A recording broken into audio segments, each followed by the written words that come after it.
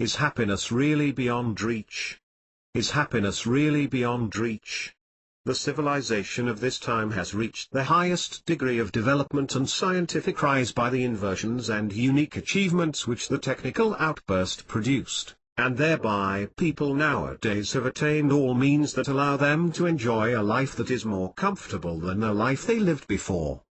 They put laws and systems in order to employ the natural sources so that they may give them more and create for them better and higher ways of living.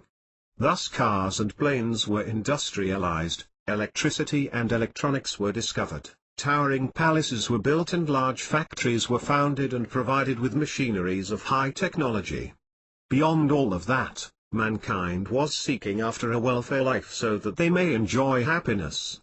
However, despite all the plans and the rules they adopted and despite all the means they created, there has still remained one missed cycle in the chain of their life whose absence caused stern spiritual anxiety in the hearts of all humanity.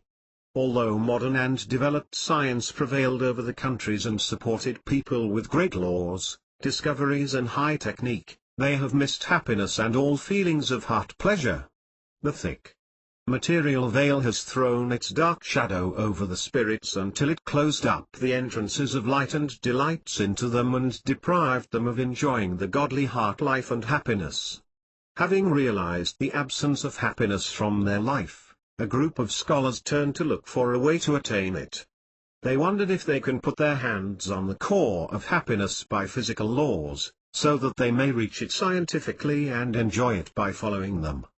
But can worldly scientific laws, whatever great they are, control happiness and make it surrender to them and give them its reins? Will they actually help them taste happiness so that the earth may turn into a garden of paradise? How great this achievement would be if they could do it.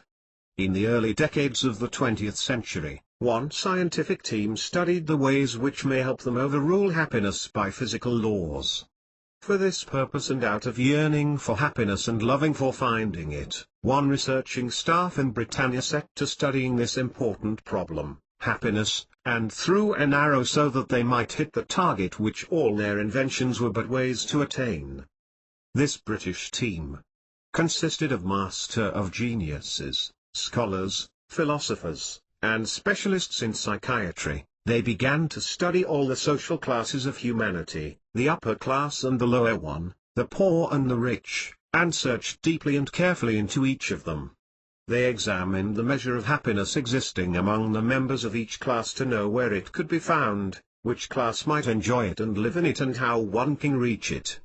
They did so trying to introduce a method with rules that can be followed by any society and be taken as a guide that leads people to absolute pleasure all during their life without suffering or disturbance.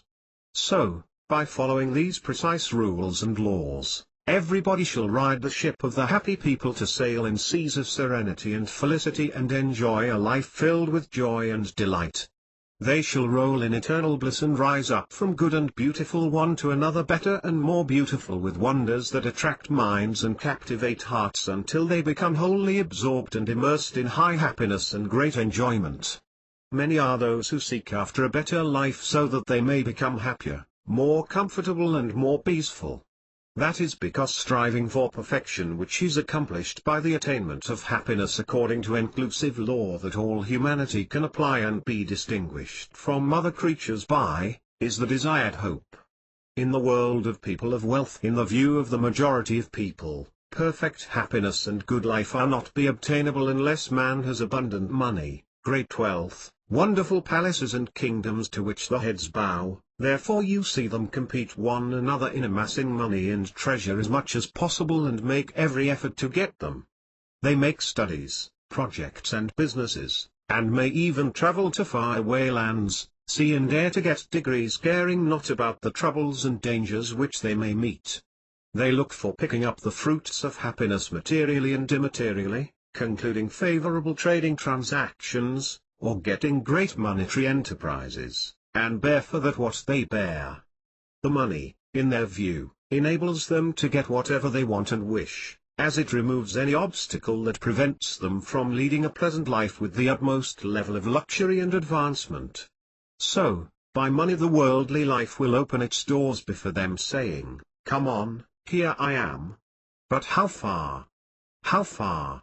The British scientific team began to search and to make investigations among that section of society, that is to say, the upper class, which contains the rich people and those living in great luxury, so that it might find its long-pursued aim, happiness, therein within material laws. But it was not long until it came back disappointed, having wasted time and effort for nothing. The researchers stood before a bitter fact when they realized the anxiety and restless life of this class. Its members set to remembering their past life, yearning for the days when they were possessing nothing to be mentioned but, however, enjoying a peaceful and pleasant life, far from distress, grief, and troubles. But why? That is because when they possessed the magnificent palaces and the large factories and workshops, the competition took place extremely between one another. Then it turned into contention and stormy struggles which, as usual, ended at litigations and taking cases to court. Thus, the hearts of every party became filled with ill will towards the other one until they spent most of their time in scheming and laying plans and machinating against their competitors in order to surpass and overcome them. They are obliged to spend evenings and nights in preparing and making accounts, and therefore they neglect their duties towards their wives and children, and consequently they fail to enjoy the homely happiness. Amassing money and aggression have distracted them from giving their relatives and families their rights, and of course they completely forgot the share of the needy and the poor people. Not to mention the horrible nights which they spent without sleeping whenever they feel that their competitors are going to gain a lot in their deals, whereas they have lost their commerce. As a result, those people cannot feel tranquility or find a way to be at ease. They fear lest they be killed or face ruin and failure. They are the center of attraction for criminals and thieves, therefore worry does not leave their minds. If they could take safe steps for protecting themselves, the possibilities of loss and failure would be always before their eyes. They fear unsaleability for their merchandise, therefore they are always absorbed in the account of profits and losses.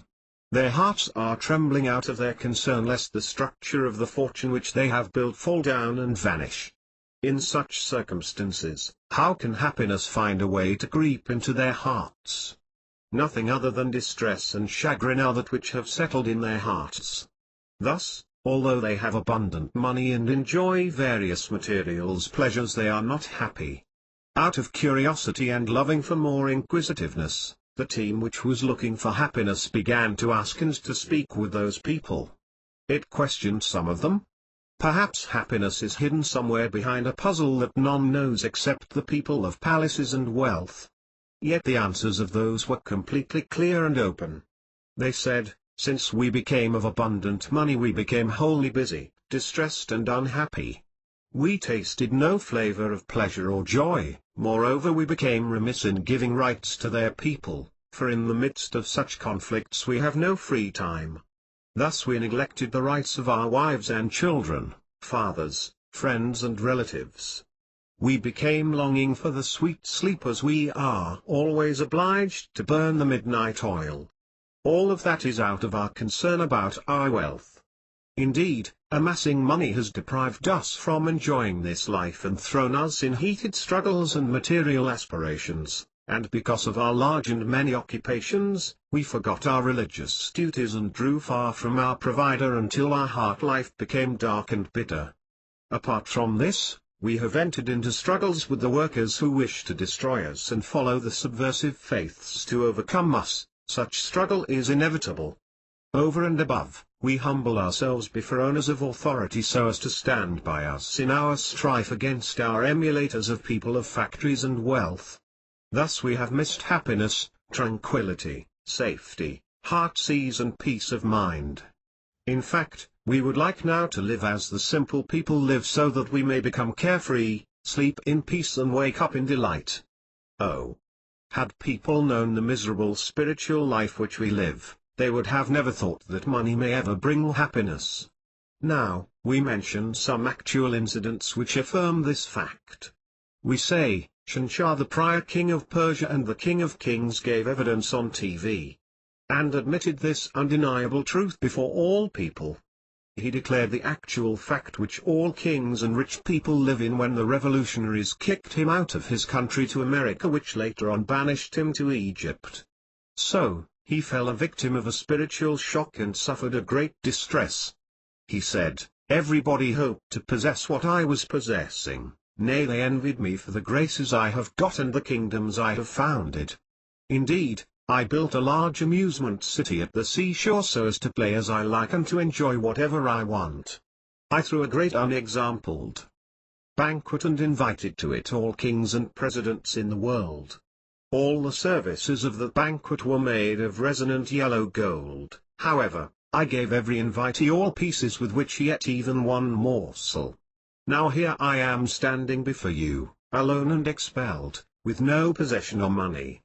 I swear by God, the Great, that I did not taste the flavor of happiness once all during my life, and that nothing found way to my heart save discontent, restlessness and ill-being. Take lesson from the story of the King of Kings, you who are endowed with insight, and how true saying is that which serves. Take whatever you want from this world but suffer distress equal to it accordingly. Happiness is not got from what surrounds us, nay, it is generated in the depth of spirit and shines in it so that it colors it with garments of beauty, delight and serenity. As for those opulent people, the tools of luxury and lavish expenditure for them are like doses of anesthetic which are given to patients afflicted with chronic diseases, so when their effect finishes soon the agony of boredom and tiredness and the severe pains return to settle in the body and the heart of this poor man. All the means and the ways of amusement and self-indulgence which they create or import to completely fulfill their desires do not serve in putting an end to the boredom and tiredness which usually return to them after they satisfy themselves by them, to add more moans and sighs to their spirits without knowing where they come from and how to get rid of them. Despite the obtainability of the various means of amusement to those people which work as painkiller doses, they could not draw happiness to them after they used them up and felt bored of them. They suffer severe spiritual pains, and complaint and displeasure overwhelm their life, as well as troubles and spiritual afflictions come over them from everywhere to fill up their spirits. Therefore there remains no way to escape from such miserable life in the view of the person who has surrendered to his suffering except death and suicide, so that they may change the horrible state and the hellish heart fact which they live in. You wonder and I wonder, nay, all people and authors everywhere wonder at the suicide of the world millionaire who was the king of diamonds in America, although he had the biggest riches in the world. We heard how he entered his room, closed its door and locked it, then he put his revolver at his head and shot it to fall dead. Why did he do that when Karun's riches were between his hands and allowed him enjoy all his desires? Why did he kill himself?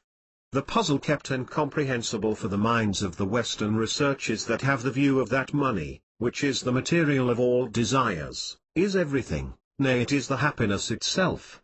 This is also the belief of many people who know nothing about the fact of this life. They think that happiness can be got by money and that only rich people are the happy group. Why then did money cause that millionaire to kill himself?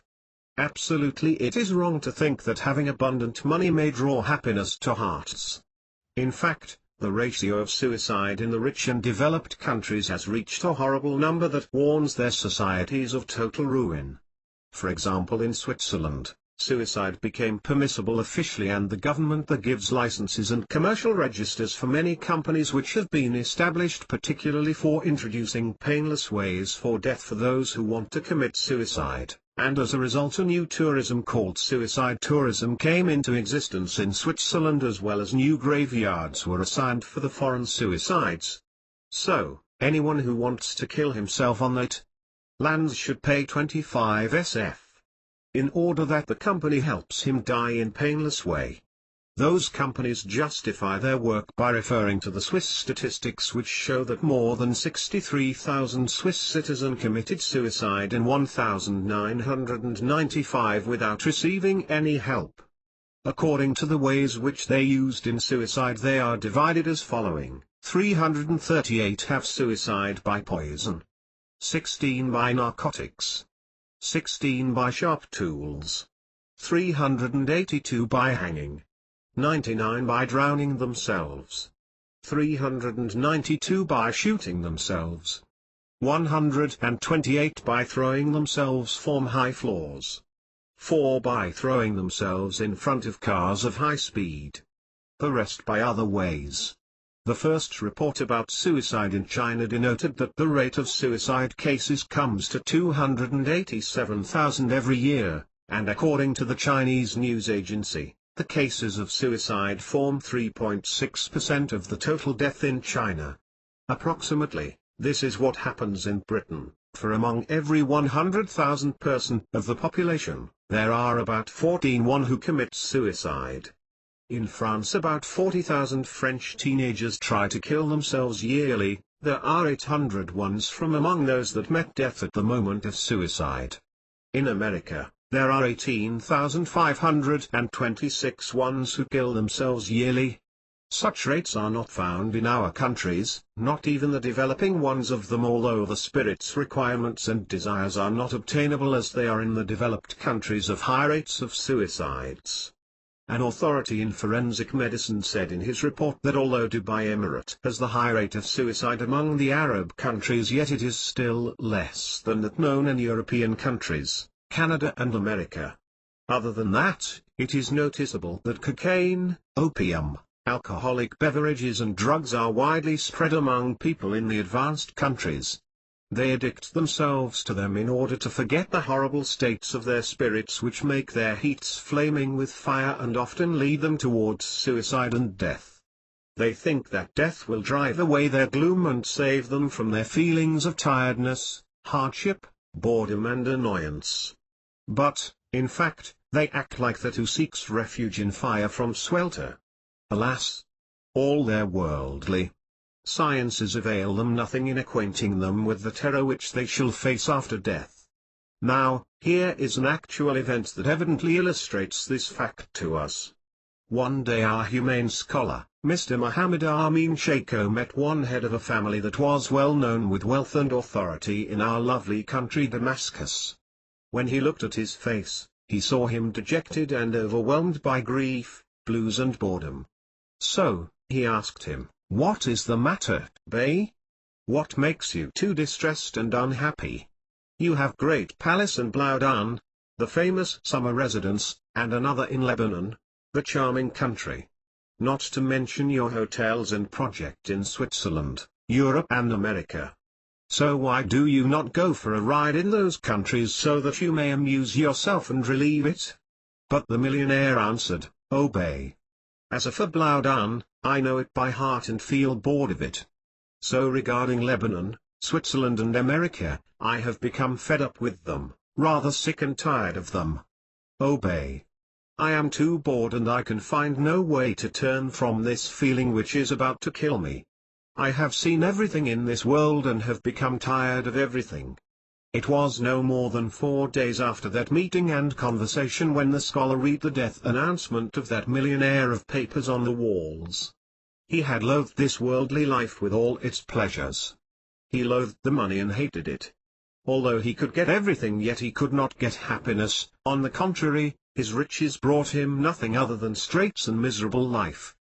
That is exactly what the Prophet Muhammad, CPTH, told of in his noble saying when he said, "Unhappy is he whose heart follows dinar or dirham." Dirham are currencies which were used in Arabic and Islamic countries in old time, and they are still used in some Arab countries now. This is the fact of this life.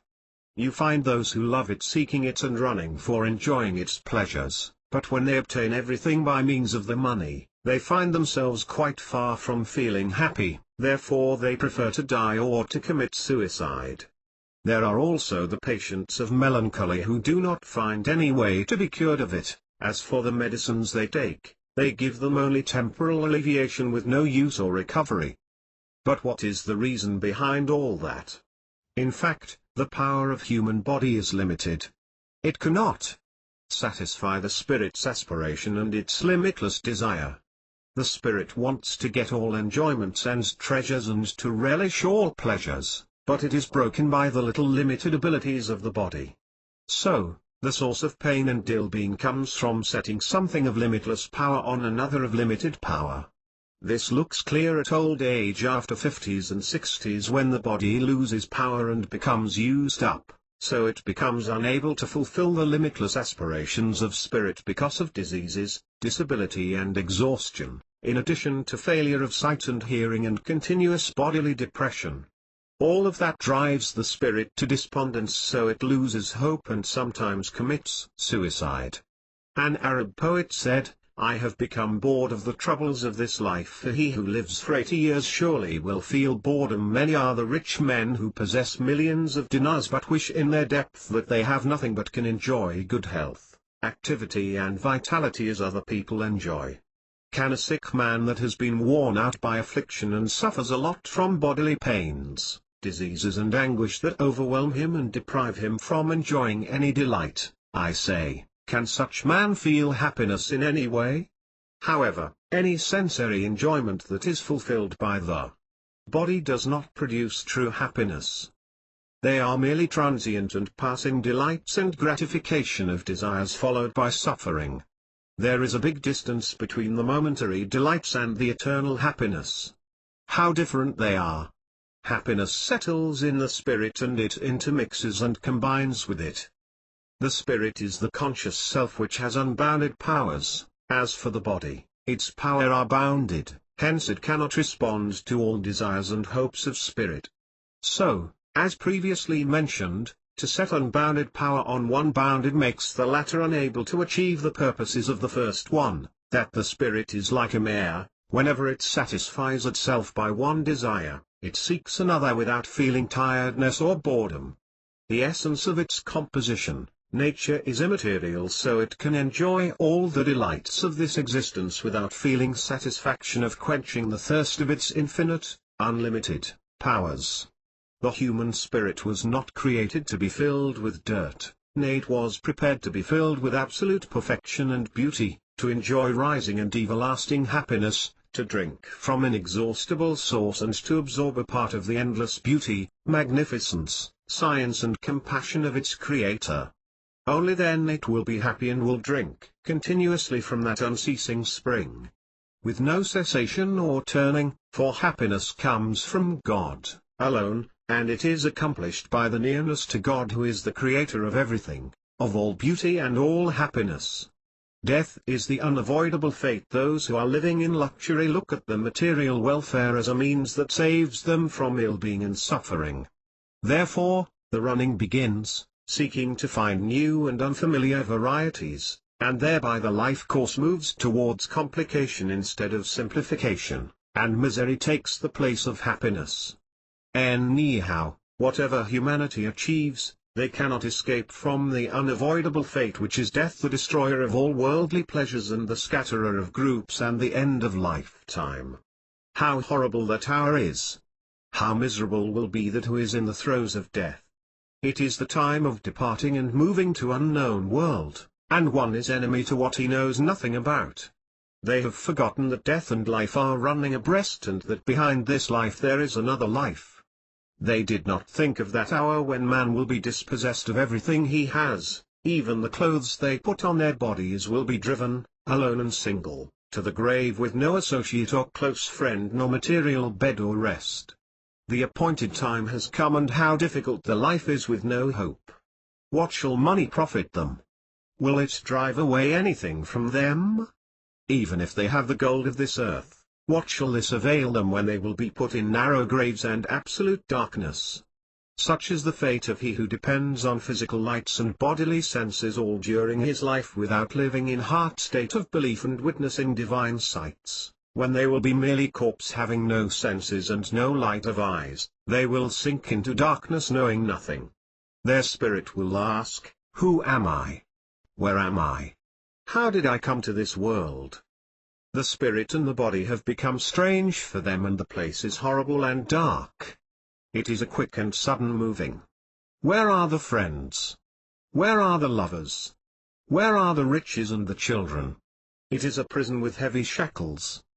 At that time there will be no way to escape, for the last flame has died and the support with life has ceased. Thus the foundation of the tower which he built on sand has fallen down. If this is the fate, where is the hoped happiness then? If the end is limited in such excavation, will be there any pleasure or joy?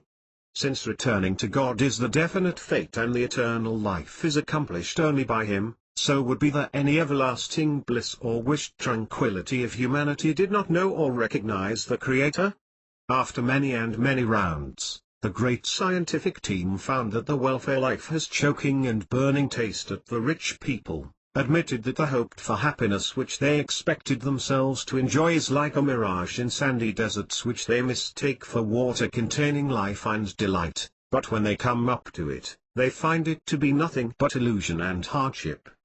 The fact is that, the money was the reason of their suffering and losing the true and everlasting happiness.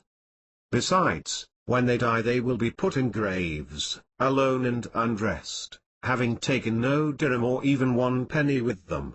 In the world of poor people, having reached this unexpected findings, the researching team which is looking for happiness turned towards the simple and poor people, the laboring class of society which work hard to earn living lest hunger may cause its members death, so that they might find happiness in their world.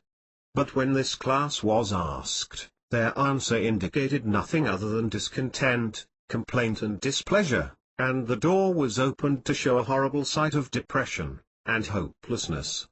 Each poor man sat to wailing over his bad luck that he spent all his lifetime living in want and lack, and to singing songs referring to his yearning for having abundant money, big wealth and towering palaces like those which the rich are the happy people. Therefore you see them work hard seeking to attain high glory but in vain.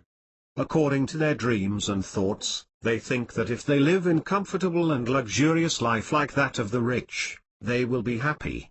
The hunger has bitten them by its claws, the want has torn their clothes, and the penury has gnawed away their fingers. Thus happiness has no entrance to penetrate into their houses or even to hover in their sky. The rich class has corrupted their living. The houses which they were used to see beautiful have turned into cheap hut in comparison with the high mansion which had been built next to their houses. That is undeniable fact. In societies which are equally balanced, man keeps pleased with his living, but when unevenness takes place, all what they admired and deemed nice before would seem bad and low to their eyes, and consequently they would feel discontent, irritation and tiredness with this life. People of wealth have debased the life of the masses of society. That is because not all people are able to build castles or to provide their houses with furniture of superior quality. That is why we see the poor people's spirits are filled with rancor, and that a great wish for revenge has wholly overwhelmed them. So, no wonder to see them band together against the rich people, hoping to throw axes over their heads so that they may drink sups of Colossenes like that which they drink. This arises in their spirits as a result of the injustice which the rich apply on them and the unwarranted advantages they take of their hard work, as they guess, although they come under lowness and indignity only for the sake of earning a proper living and well situation. This is a fact existing all over the world, and the common people are passing through it. There is no happiness neither in the high class nor in the lower one, for the class disparity between the rich and the poor gives way to irritation, complaint, bitter feeling and dissatisfaction to rise instead of happiness. The toiling workers are always putting plans to make a coup or revolution against the employers so that they may take revenge on them. They feel sorrow for their children who lead a hard life while the children of the rich enjoy warmness and luxurious life and eat the delicious. Similarly, the simple farmers rise against the tyrannous feudal lords who put their feet on the mouths of thousands of them to crush them and reduce them not to demand a return of their robbed rights, according to their view. So, day after day those indulging in luxury become more wealthy, masterful and profiteering, while those suffering privation become more poor and more subjected and consequently more hateful and revengeful. Having realized such struggles and conflicts, the team looking for happiness stood confused before an impenetrable wall. The High Scientific Committee has spared no effort in researching and investigation, but in vain. All efforts availed them nothing, for they could not find one print of happiness at the wealthy and self-indulgent people or at the simple and poor ones. In the world of youth and adolescence, so, hoping for finding the lost and missing happiness, the team headed for another category which disavowed discharged itself from the burdens of responsibility and the charges of the hard life. They are the youth and the adolescents. Perhaps they enjoy it since they have no wife not child, and no charge to be carried. The scientific team set to investigate their status and recognizing the depths of their life closely to know if they really bask in the aspired happiness so long as their burden is light and they enjoy the utmost degree of outflowing vitality. Yet when inquiring and questioning, it was revealed that each unmarried youngster got lost from the path leading to achieve happiness and that none of them was satisfied with his situation which he lives. They have golden dreams that they aspire to turn into facts in the future. Each youth dreams of marital life which may give him a feeling of tranquility and quench the thirst of his heart.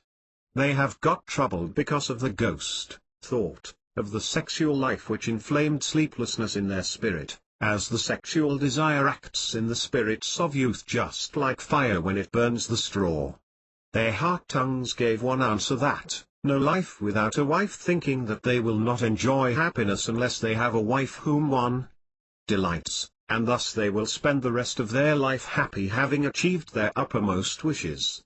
By then, the team looking for happiness directed their scientific research towards the married category of the society where it guessed to find the happiness prevailing in their life according to the claim of the class of youth.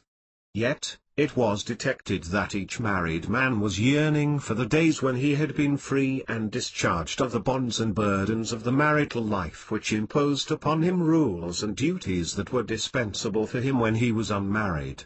He became responsible for leaving home or being late, and so is it with his behavior. Also the places where he may visit became defined, and in certain days his absence from the house causes him troubles and quarrels that make him miss the soul, essence, of love, intimacy, harmony, and clarity among his family and feel a choke with every bite he has. The wife is calling upon her rights and the children need a part of his time especially for them, not to mention the idle talk which takes place between him and her family and between her and his family. In fact, the sexual enjoyment brings no happiness, for it is a mere temporal fulfillment of a desire which occurs repeatedly in one degree with nothing new, of which creates boredom after a period of time. Especially if there are quarrels. And it was said, that who experience beauty knew that they are a light that hides darkness inside. The wife often disapproves what is acceptable for her husband's relatives, and hereafter, disputes begin and oppositions become aggravated till they overcome any feeling with love and faithfulness. As for the poor husband, he sits on his hands failing to find an end or an effective solution for these discords which will cost him either to lose his relatives and kin or to separate from his wife by divorce.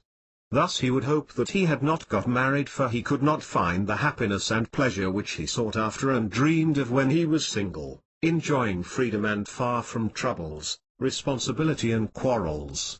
The sweet and nice wishes could not be achieved and the desired happiness turned into mirage vitiated by controversy and lacking the hearty love and harmony. At this stage, the scientific team stood puzzled before the problem of happiness, for all the categories whom they met were complaining of their life.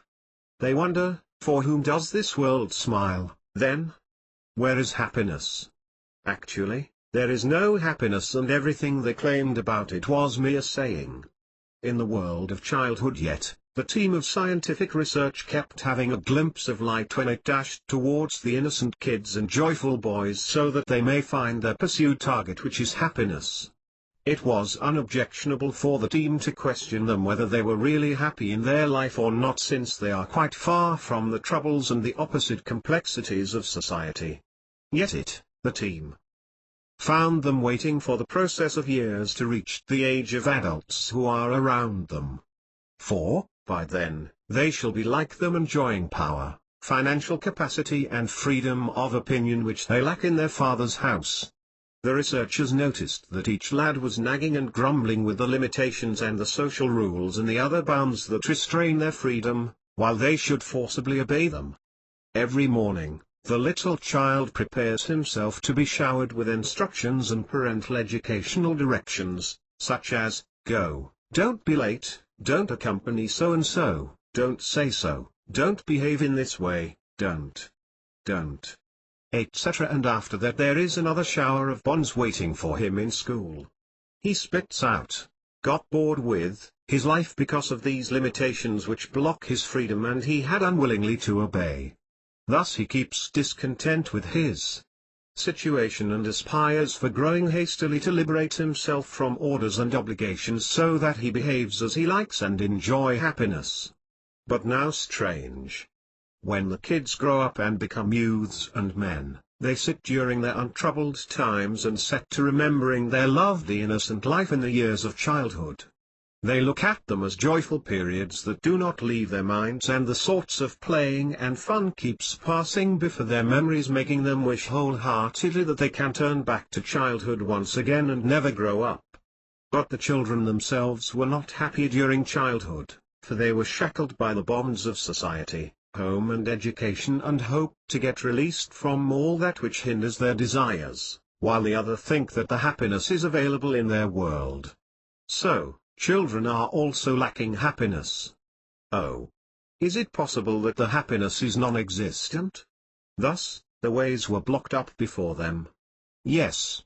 The scientific team which was looking for happiness reached an obstructed way after the different studies which it was made about many sections and classes of society. Therefore they came out before people to declare the findings of their researches. They said, happiness is an unobtainable aim. It likes mercury which flees easily from fingers. So the scientific rules cannot lead to it. Hereupon, they supposed and considered the happiness to be mere fancy and imagination. But, the way thereby happiness might be attained remains as a wish that keeps tickling, striking the philosophers' and scientists' thoughts, as they think that one day they shall control the nature and make it give birth to a neonate called happiness, by means of what they put of positive theories and inventive material civilization and developed scientific technology. Such is their claim, while the unavoidable fact foils, disproves, their dreams and reverses, their suppositions. What did civilization bring other than destruction, killing, ruin, hunger, poverty, shedding bloods and crying of innocent children? Such is the production of the destroying war means which leave none of mankind but reach by its bullets humming and bombs peal that deafen the ears of the dwellers of the earth. I mean by bombs, the all-out destructive arms and the nuclear heads which are carried on satellites threatening the whole world to be utter ruined at the moment of their falling down on the earth. They set to competing for creating and inventing more destructive arms of wider ruin for women and progeny under the pretext that, if you want peace, get ready for war. And hereupon, happiness, safety and tranquility got lost. Really, they went astray from happiness. On his part, the merciful God did never create any means of destruction and ruination in this broad universe, nor had he made for man a canine or a claw to kill his brother in the humanity. On the contrary, he granted us roses, flowers and fragrant, aromatic and flourishing basils which attract the hearts to the creator of their beauty, as well as, he created tasty fruits and lively plants and sparkling outflowing springs and freshwater rivers. The peace is one of Allah's supreme attributes, therefore he has provided us with everything that gives safety, happiness and pleasure so as to let us enjoy pleasant life and sublime and pure love. He has created wonderful beauty in all his universal wonders, signs.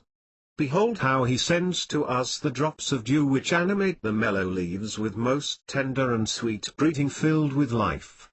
Behold how he overwhelms us with warm and brilliant sunrays containing various vital energies.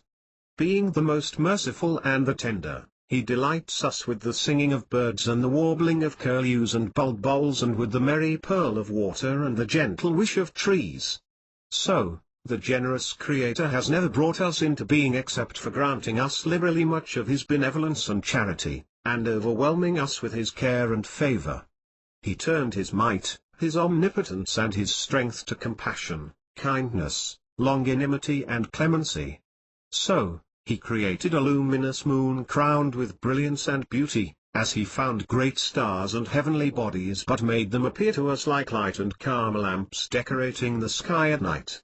He has never let the heavy clouds drop as mountains, nay he turned them into small drops, al-Wadq, filled with life and manifesting God's tenderness, love and blessing. Such is the making of Allah. Now show me what is there that others besides him have created. It's he who has given everything its creation, then, he has guided man to the way leading to achieve peace, happiness, and security. Allah, the Almighty, does not please aggression, tyranny or sorrow for his servants, yet they, themselves have preferred blindness to guidance and selected murder, destruction and oppression. They compete with each other for that which is passing and temporal because of the thick material obsession that the technical revolt has thrown over their hearts. This obsession has made the spirits sink in deep darkness to be veiled from the abodes of peace and safety.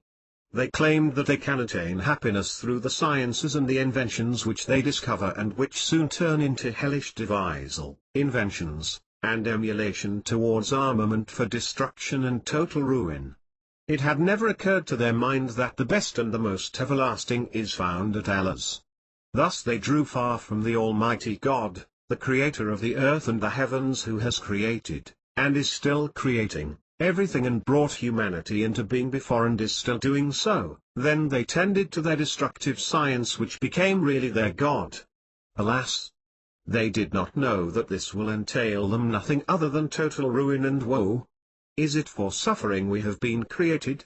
Is it possible that the merciful Creator who found these heavens and earth upon such wonderful discipline made no way for happiness in this existence, so that it became an unattainable goal that man moves blindly to find without getting any fruit? Definitely not.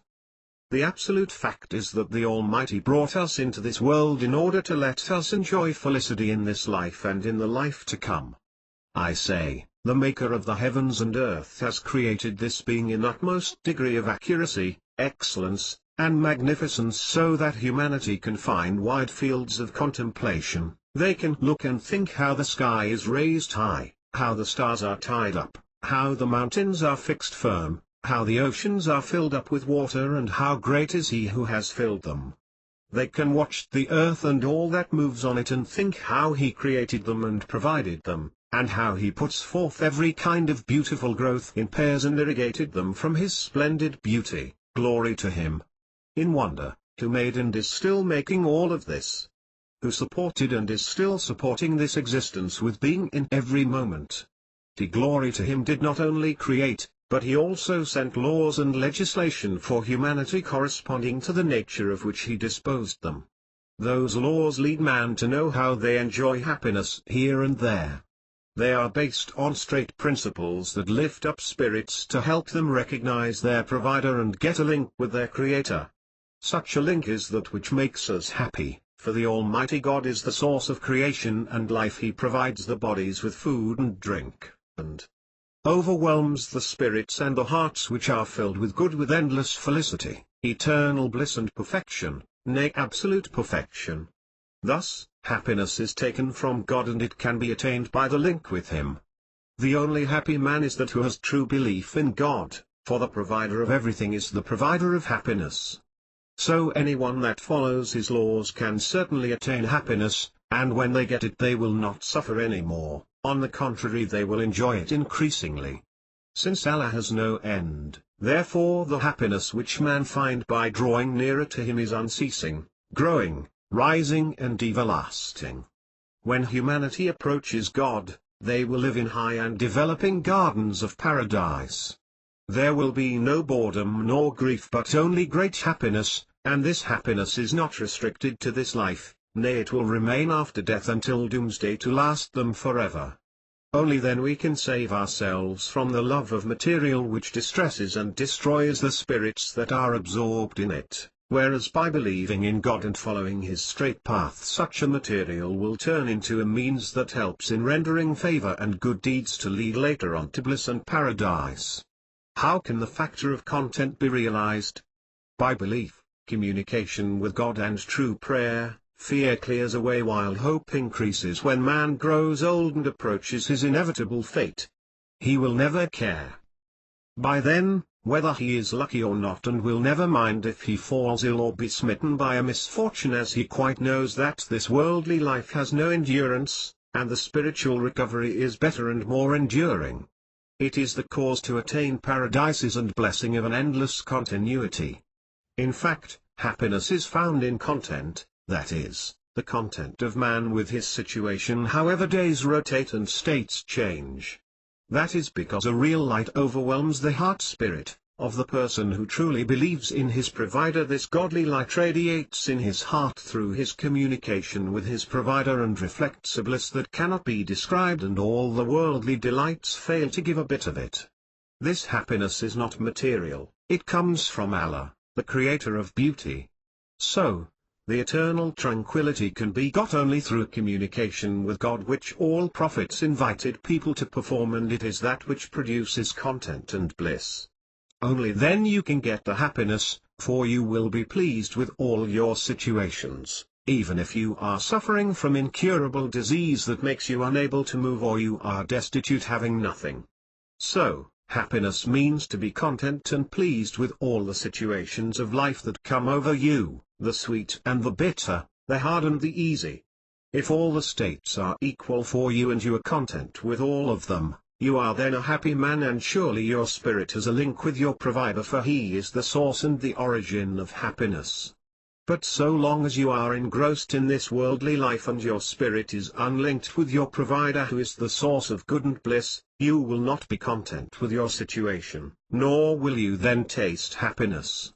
You may feel astonished at my such saying and wonder, deprecating, is it possible for man to be content with his situation when he lives a hard life after it has been easy, and becomes humble after being honorable? Who may accept your saying save him whose heart is as hard as the rock, or him who is certain of what will follow this distress of honor that surpasses every ease he was living in?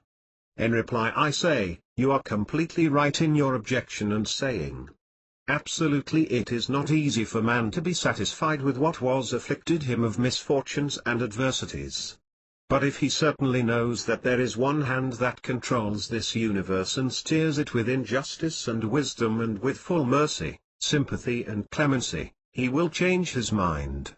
Yet this knowledge cannot be got except by contemplating the signs, wonders, of this universe which lead to know the Creator, glory to His Majesty, and by thinking of the great making of mountains, seas, and heavens which acquaint with their mighty Maker. That is the way which your father Abraham, the father of the prophets peace be through him, followed. So, if you tread in his steps and ponder on the creation, you will be guided to God, the Creator of beauty and the source of happiness, and then your heart will enjoy everlasting bliss. When you recognize your provider, you will know then that his hand the Almighty which directs the universe, and his managing and wise will which looked after you and built you up when you were an embryo in your mother's womb, so that it made hearing, sight and senses for you, then it did not neglect you when you became an infant, so that it directed all this universe and sent down the rain for your drink and feed. I say, you will know then that this Supreme Self is more clement and merciful with you than your mother, father, wife and sons, even than your spirit which is between your two sides, and that it drives to you what helps you become righteous and what brings in great benefit upon you. Besides, you will know that all what you suffer has indeed come over you because of your evil deeds, so that you may turn from your wrong conduct and follow the straight path which leads to your advantage and happiness.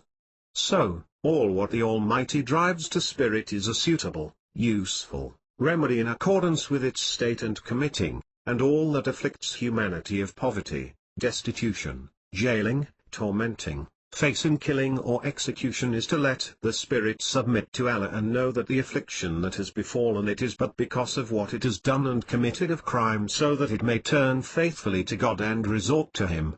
If it does, it will see its bad deed, so it will withdraw from it and truly repent to its provider, who then heals it and confers health, honor and money upon it in order to spend them in right ways and enjoy the blessing of this life and the life to come.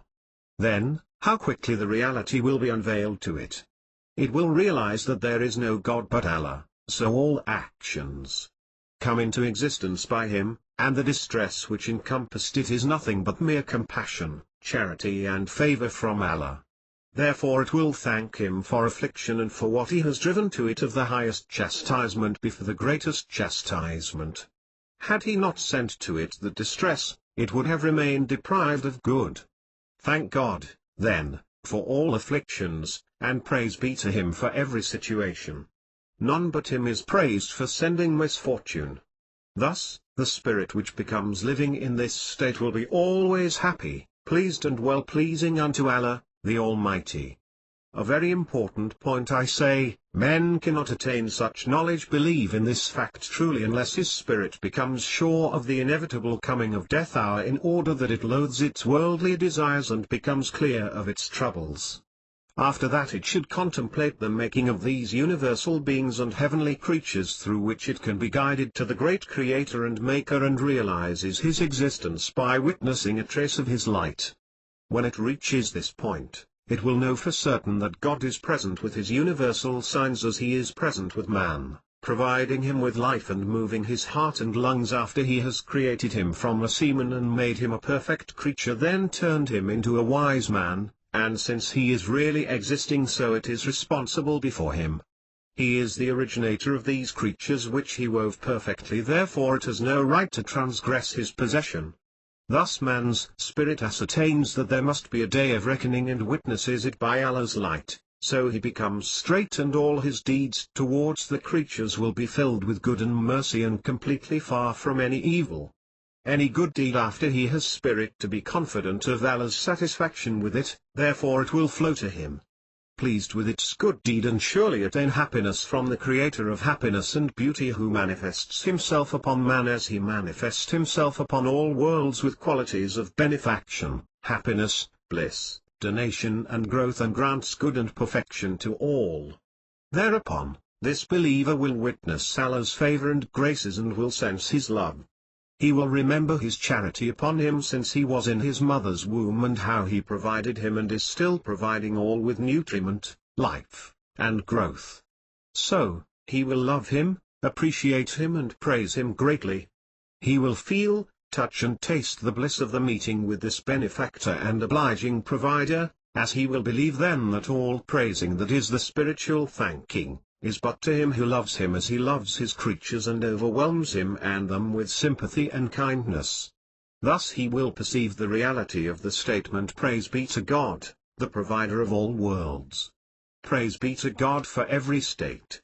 In fact, if man truly believes in the statement, praise be to God, provider of all worlds, the compassionate, he will then feel tranquil and peaceful, and will submit wholly and be content with the vicissitudes of fate. This contentment makes him feel no confusion for any situation, nor does he complain the changes of time. How may he feel pain or confused when he finds that this merciful hand and wise pitiful will has deprived him the little in order to give him the much? How may he feel that when he realizes his nearness to that supreme presence and witnesses of its perfection and its beautiful sublime attributes, what makes anything else vanish behind them? Such a believer enjoys the bliss of being near to the Almighty and the delicious taste of having a link with Him, as he lives in feelings that all delights of life fail to be compared with. After those witnessings, attained through his communication with his provider and by his link with Him, he will return beautified by virtue, and the love to God and the contentment with His good steering in every state are his gain and provision for facing the distress of life. Thus, men cannot attain the real happiness unless he is content, and he will not be truly content unless he believes in his Creator and submits to Him. He should feel His sympathy and compassion and keep looking at Him with reverent insight and drawing nearer to Him. Thereupon, the grand God will bestow upon him a part of His great revelations and a brand of the seas of His light, so as to let him derive a light from the pearls of His abundant water, from the springs of His love, after which he will never be thirsty. He will dwell in the everlasting bliss which will flow upon him increasingly, leaving no way for boredom to creep into his heart. This believer has become one of those whom Allah endowed with hearty paradises and entertainment from which they will wish for no change. They witness the Almighty's light, and by His light they watch His majesty, beauty, and splendor, so they live in the greatest happiness in this worldly life before the hereafter. God says, "And for him who fears his provider, there will be 2 paradises." The Holy Quran Fortress, 55, Ar-Rahman, the mercy-giving, verse 46. That is one in the present life, and another in the life to come. That is the everlasting life which has no limit or end. As for this worldly life, it is no more than a twinkling of eye or less than that in comparison with it, the everlasting one. Have not you heard about the words of Abu Yazid al-Bastami, the believer, when he said, "Had the kings known the bliss I have in my heart, they would have fought me with swords to get it"? He meant that if the kings taste, by their hearts, and witness the Creator's flowing donation over me when communicating with Him, they will belittle their possession and turn away from it, yet, they will abandon it seeking the happiness which I get by God and from God. That is what happened to the magicians of Pharaoh when they communicated with God through our master Moses Pth. They turned away from Pharaoh's possession and sacrificed the worldly pleasures for what they had attained of happiness from Allah after they believed in the provider of Moses, Pth. And when Pharaoh threatened them of death and losing their worldly life, they said, "As for this present life, it is worthless compared to what we had got from our provider. Allah's reward is better and more lasting." He who comes before his provider with true faith and good deeds shall enter the highest paradises. Heart-cured will be those who believe and prosper in this present life. They will attain the true faith from Allah when they approach Him by performing good deeds, and this is the plain prosper and the way to get the enduring happiness that lasts forever. God says, that true believers have already prospered. The Holy Quran Fortress, 23, Al-Mu'minun, the believers, verse 1. Hence, no prosper without belief. As for those who turn away from their Creator and disbelieve in their provider, you find them interested only in collecting dirhams and dinars, although the fact is that money will never ensure to them what they seek of happiness. That is what the Almighty indicates in His noble saying, "And he that turns away from mentioning me, in his heart, shall certainly live in woe." The Holy Quran Fortress, 20, Taha, Taha equals pure, verse 124. So, everything save Allah is no more than a mirage which the spirit delights in for a while, then it terminates. As if it was not being to leave only disgraceful effects which draw evil, grief, and turbidity. Thus, the evil deeds that man commits will always bring evil upon him, for Allah is the owner of supreme attributes and nothing comes from Him except what draws favor and happiness to man. So, if you want to enjoy a pleasant living and to be delighted in the abodes of felicity and gladness, if you seek tranquility and ease that is not mixed with tiredness or troubles, if you are longing for the overwhelming, smooth and pure laugh which flows out from every atom of your spirit and body, if you aspire for the eternal happiness which no worry, grief or distress may break, so that you lead a life flooding, in all its phases and states, with delight, cheerfulness and towering worlds of bliss, with various pleasures that are always growing in beauty, taste and magnificence. If you want to have a supreme love which is followed by loving of everything and every creature, so that all what is around you draws forth real pleasure in your heart and makes it overfilled with bliss that you gain and never lose at all. I say, if you want to attain all of that, you have to believe in God and to seek might in your provider all over the time. And through your movements and rests, so that you keep resorting to Him all during your life. If you believe in Him by yourself, mention Him in your standing and sitting, seek protection in Him from every evil, grief, distress and fatigue, and ask Him, the Almighty, to grant you a good life and a real pure happiness. It is He, glory to Him, who created everything and brought them from non-being into being, as it is He who created the happiness when He created you and provided and is still providing with it. So, if you turn towards Him, the Almighty, He will grant you happiness with eternal beatitude, but if you turn towards anything other than Him, You will miss it, and your life will become bitter and miserable in all its situations. What is the way? You may wonder, how can I seek protection in God and resort to Him? What is the way leading to true happiness? I say, this present life is no more than a school in which you have to study and get good result. God sent man to this world in order to prepare himself for that life which comes after death. Out of His great care and grand compassion with humanity, He provided them with all what they need and all what help them attain the greatest happiness that He, the Almighty, wished for them.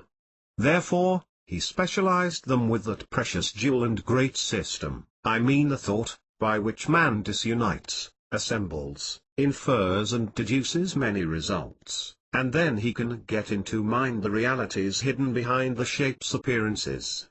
As well as He granted him hearing, sight and other senses so as to help and support that system in his scientific research and his looking for the right, the truth, and the happiness until he becomes sure of the existing of God, the provider of happiness.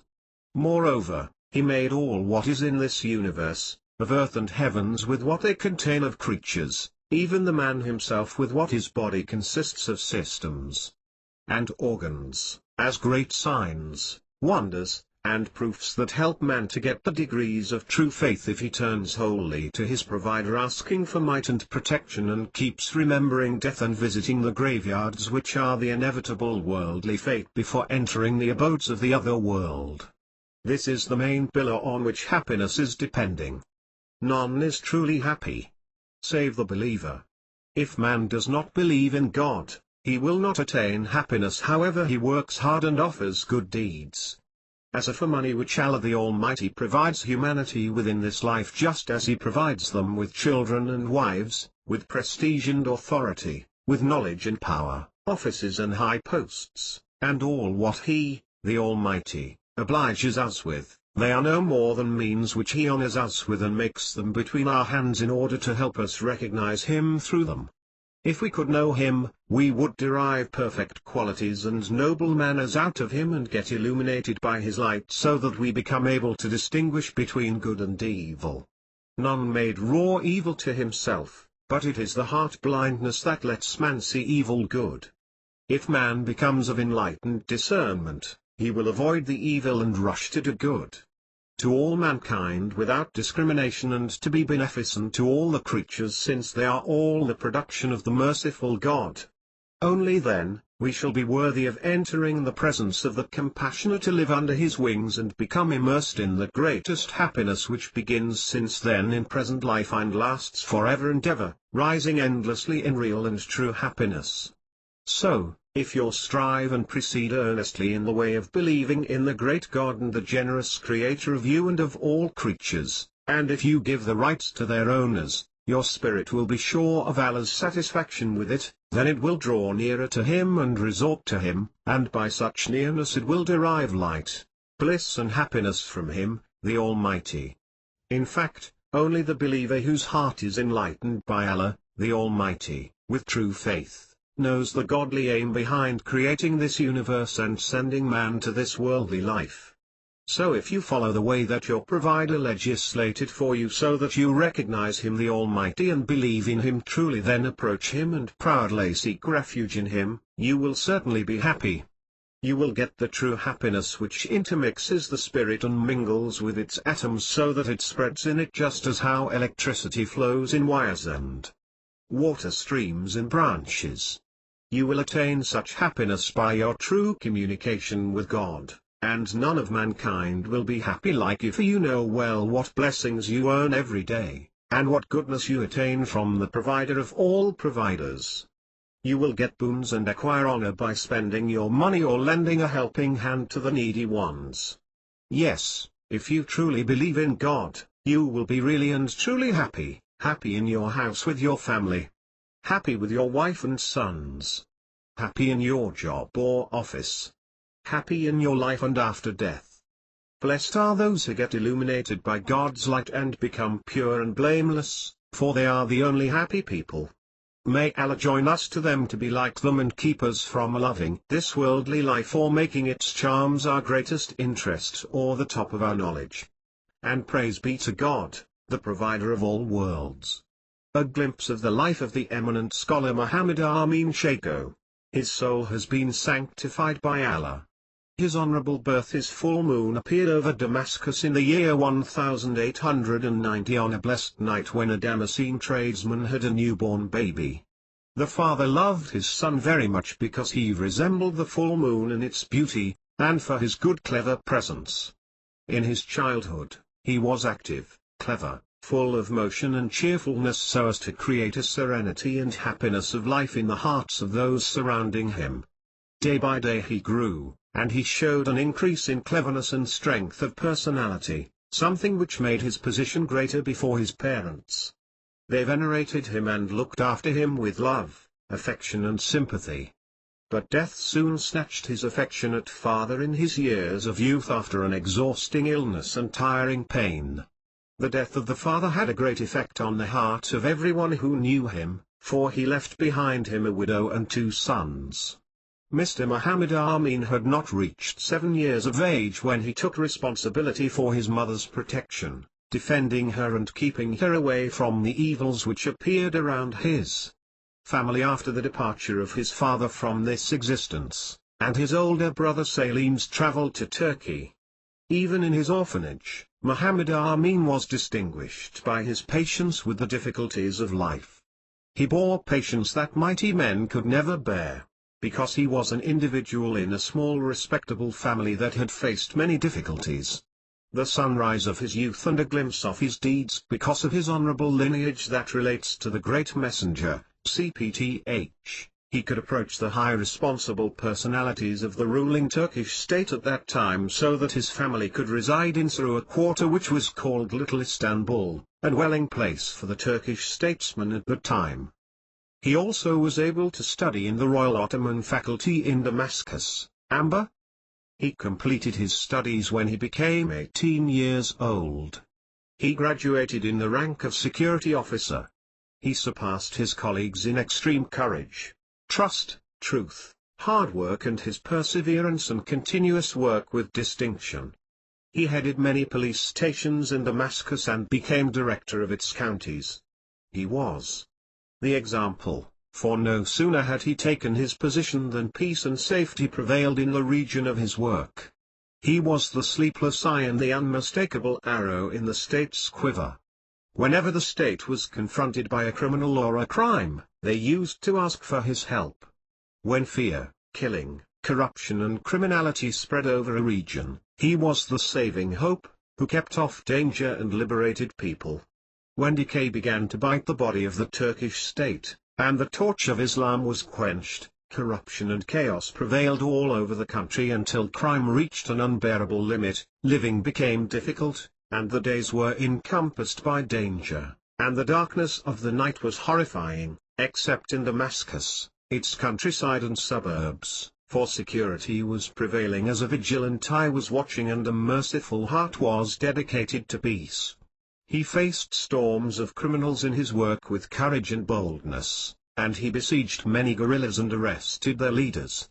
All his works were crowned in victory and support until he was surnamed Aslan, meaning the lion, for his audacity in facing difficulties. By his reliance upon God, he was the only officer who stood in the face of injustice and terrorism so that the criminals and thieves used to surrender to him, fearing his bravery, to offer a plea to his justice, mercy and contentment. Thus he advanced in the ranks and was moved among the police stations until he was appointed director of the citadel of Damascus, which contained the warehouses and the prisons. He remained in this position for a very long time, during which he achieved glories and displayed bravery that Damascus had never seen before. He was very audacious in freeing thousands of prisoners with capital sentences and putting them in the front lines to defend the country against the infidel enemy. His action was the cause of removing the gallows which were planted by Jalal Pasha, the butcher, in the marketplaces and quarters of the country and which used to swallow hundreds of young men every day. For that reason he was exposed many times to death. Thus Allah saved him by his greatness, his mercy, and his assistance. During the French Mandate, as he was a civil security officer, He was returned to his position as the director of a district or the chief of a police station until the Great Syrian Revolution took place. Due to his love for God and his noble wish to serve his country, he was the iron arm of the revolutionaries and the aorta of the revolution. Its seal was in his trustworthy hand. He disquieted the French forces with his wonderful experiments in changing retreat into victory and in giving the revolutionaries the greatest arms deal between France and the Greater Syria. He handed these arms, which the French stored in Anjar Castle in Lebanon, to the revolutionaries at night. General Khosrow, the governor of Syria at the time, lost his mind and ordered that Mr. Muhammad Amin be executed. But the Almighty God saved him and his assistant through his complete words, and he turned into a very trustworthy man for them despite their error of judgment. The stage of guidance and invitation to Allah. After he became 40 years old, God revealed to him his omniscience. He began to see the recitation of the Prophet, CPTH, in his prayer, communication with God, of Al-Fatiha, the opening, fortress in sight and in hearing. After that he began to guide his disciples and he bore the banner of guidance in extreme strength and worthiness. He used to be called Amin Bey, for Bey is a Turkish word meaning the pure. His salon used to embrace the flower of youth of Syria, Lebanon, and Iraq, asking for irrigation from his Muhammadan spring, rich and generous in giving an atmosphere of haughtiness, majesty, and sanctity. If the noble deeds were mentioned, in our horizons, in you the example is given. For all of us, a glimpse of his invitation to Allah, his revelation and his great guidance. His sanctified assemblies were distinguished by charming and unique revelation in perfect and plain meanings, and complete presence of reality. His words used to hit the target and fall cool and peaceful in the hearts of the listeners, as a light that bewitched them to free their spirits to soar very high. He drove away darkness, tore asunder contradictions, and finally obliterated the intriguing schools and barren argumentations which created a big gap in the minds of people between themselves and their God. He acquainted people with the reality of God, and the consummation of his qualities. A merciful God, compassionate, wise, fair, conferrer of benefit, donator, deserved to be worshipped for himself, for he is the owner of beauty and consummation. It is he who is praised for any harm because this harm results in cure and donation. He is needless of creation, and of our allegiance and our obedience, because he is rich and we are poor and our obedience is for our own good and benefit. We need to enter his luminous fort of faith, to be protected from misfortune and adversity. His honorable life history was a high interpretation and a clear constitution for the wonderful revelation that he brought, which contained facts for which heads bowed. The reality was a light, the form was a proof, and the true practical application was a guide. His revelation was matchless in world civilizations and the positive laws of present life. Why are we created? What is this universe for? What is the use of religious rituals? What is hunger for, followed by eating in Ramadan? What is the output and benefit of prayer? Why do pilgrimage to a waterless and treeless desert? Why were we brought into existence? Where were we? What is death for? And what is really after it? What is the spirit? What is the soul? What is the mind? What is paradise? What is hell? What about the problem of fate? What is the prematerial world, the world of spirits? Facts and questions have not come to people's minds because they were busy in the tempting world and its deceptions, and they forgot to search in the files of existence and know its secrets. The famous Keval English scientist, Sir John Godolphin Bennett, in one of his meetings with Western scientists, said, "All the sciences that we have achieved are not equal to the sea of that great eminent scholar in the Orient." His invitation to God is based on a course that is never mistaken. Say, "This is my way, I invite to Allah with sure insight, I and whosoever follows me. Glorified and exalted is Allah. And I am not of the polytheists." The Holy Quran. Fortress 12, Yusuf, Joseph, verse 80. In the light of this honorable ayah, verse, he began to call to God for more than 30 years. A call concentrated on the following points: acquainting people with the consummation of the Almighty God, and showing his mercy to his obedient people and his justice with his creation.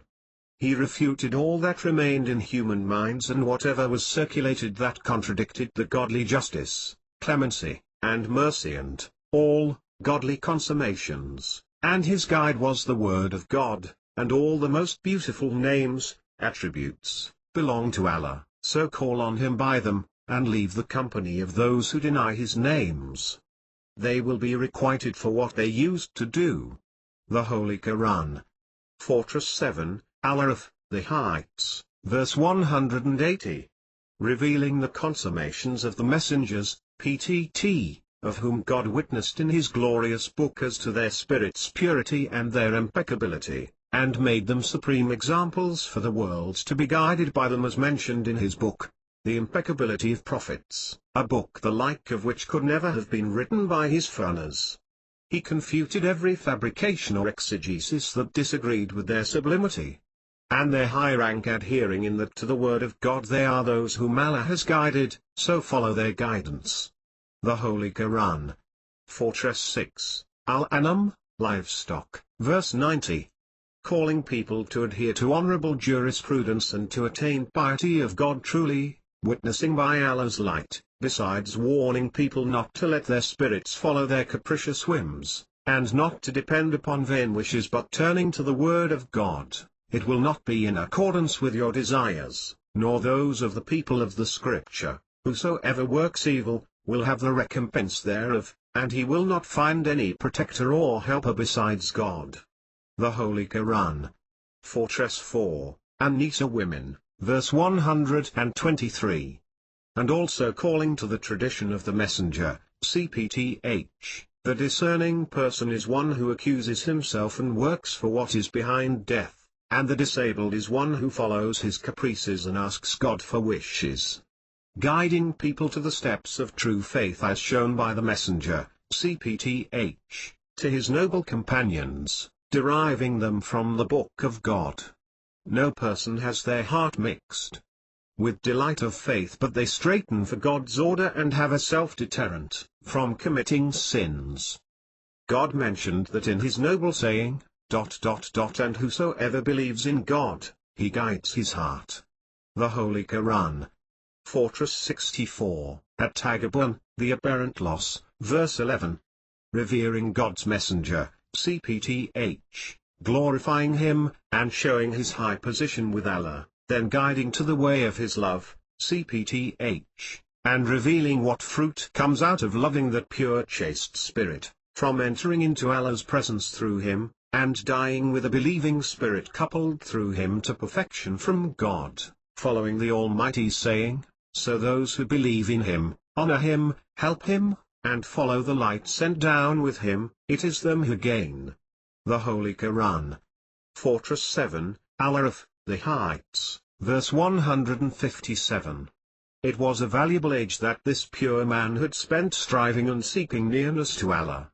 And through this nearness he acquired the high ranks and consummation that he acquired, and realized glories and works charged with holy humane strife, and great humane sacrifices.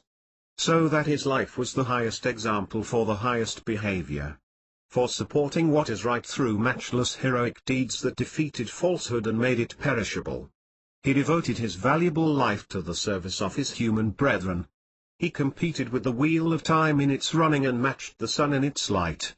The jet-black nights of Damascus were changed at his hands into bright days for the glittering light of his works and the blessed grace of his sacrifices. He joined his night to his day of a coming rest.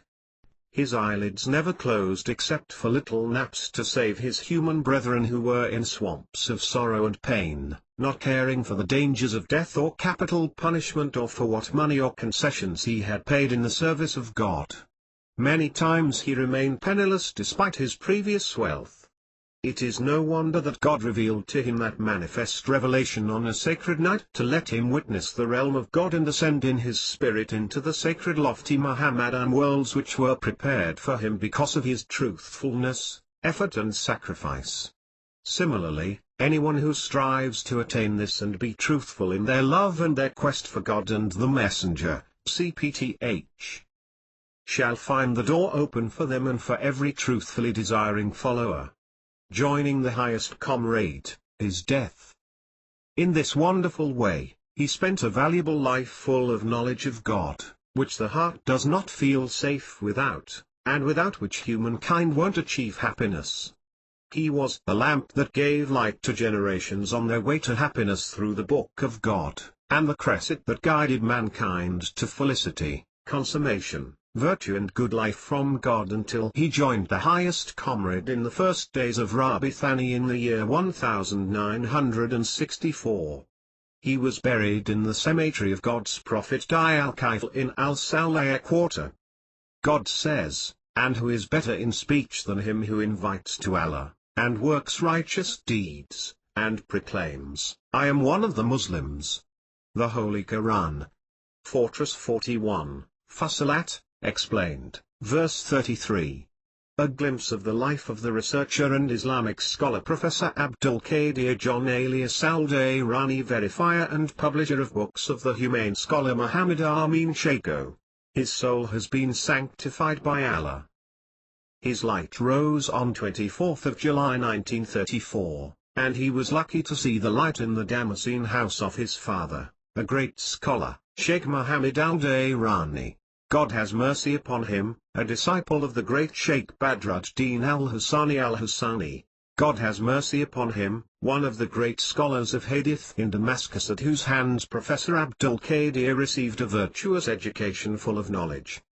The extent of his learning was such that he left not one of his father's books unread in his youth. Before he had completed his secondary education, he met with the scholar, M.A. Sheikho. His soul has been sanctified by Allah, and was astonished at his greatest of godly sciences. He then adhered to him like his shadow for 9 years, throughout which he was educated as a scholar. These were years full of great science and knowledge. He finished his secondary education and started university, and got 10 university certificates.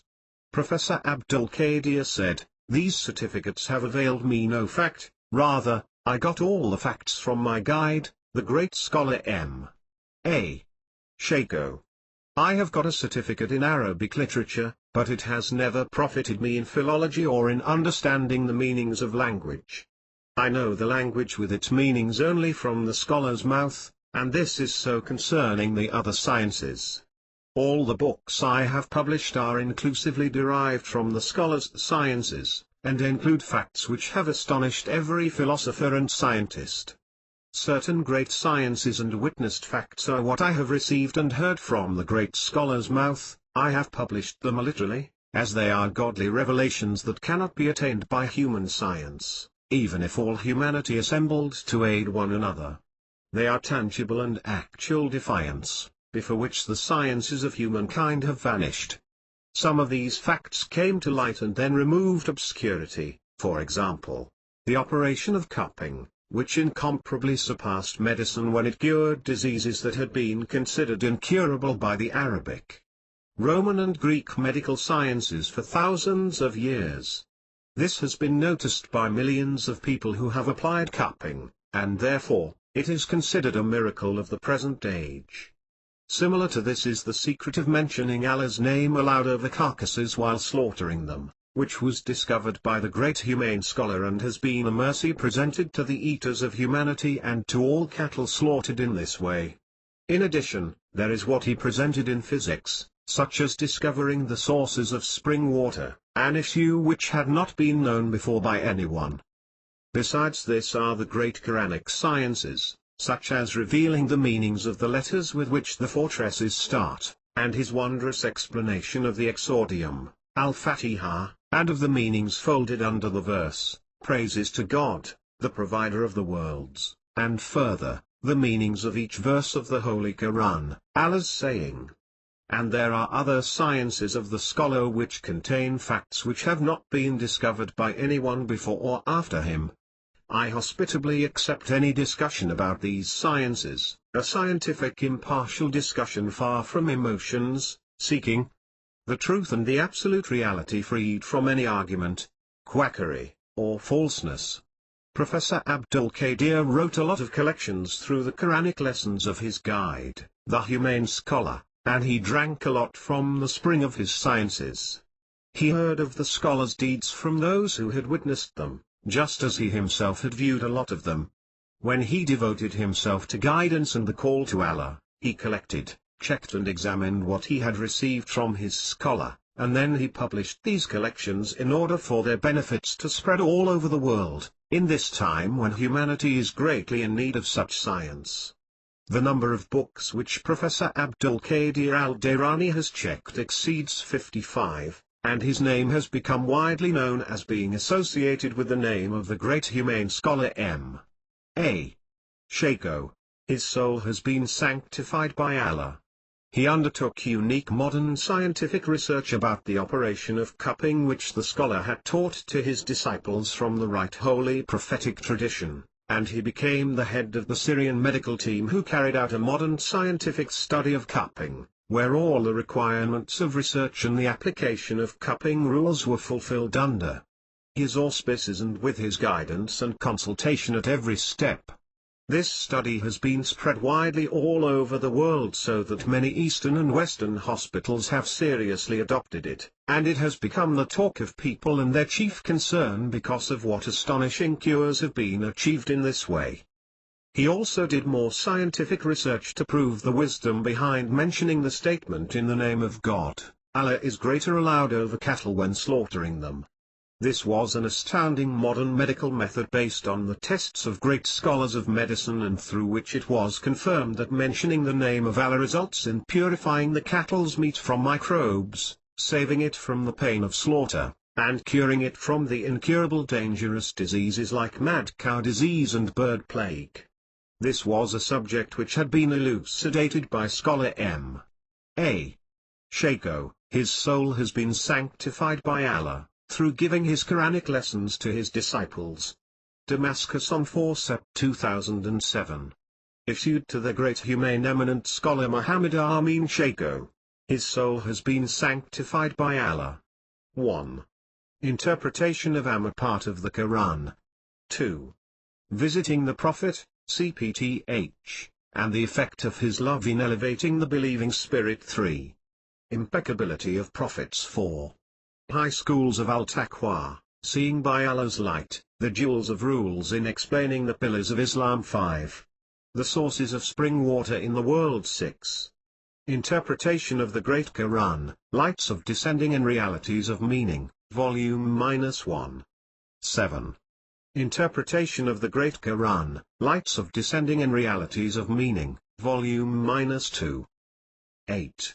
Amma Encyclopedia, The Compassionate's Gifts in Interpreting the Quran, Volume -1. 9. From the Hero's Careers for Children and Babies, The Courageous Boy and the Female Jinni. 10. From the Hero's Careers for Children and Babies, The Dog That Became a Horse, -2. 11. From the Hero's Careers for Children and Babies, The Brave Boy and His Practical Reply to His Uncle, -3. 12. From the Hero's Careers for Children and Babies, Ring of Wrestling, -4. 13.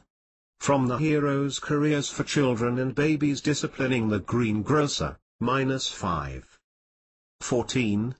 From the Hero's Careers for Children and Babies, God Bless You, Cub of a Lion of the Quarter, -6. 15. From the Hero's Careers for Children and Babies, Adventure of the Little Horseman, -7. 16. Al-Amin Interpretation of the Great Quran, The Previous Nations, Volume -1. 17. The Sources of Spring Water in the World. English translation. 18. Pages from the Eternal Glory, The Life of the Great Humane Eminent Scholar Muhammad Amin Shako, Volume -1. 19.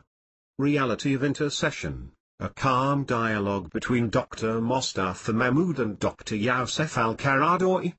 20. The reality of our Master Muhammad, CPTH. Appears in the 20th century. 21. The reality of our Master Muhammad, CPTH. Appears in the 20th century, Persian translation. 22.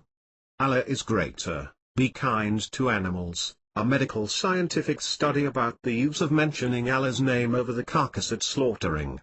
23. Islam. What is the veil for? What is divorce for? What is polygamy for? 24. The West has disenthralled man from slavery, why has Islam not? 25. The great scientific discovery, the astonishing reality of the 6 days and the 7 heavens. 26. The amazing miracle of the fundamental verses of the book in the 21st century. 27.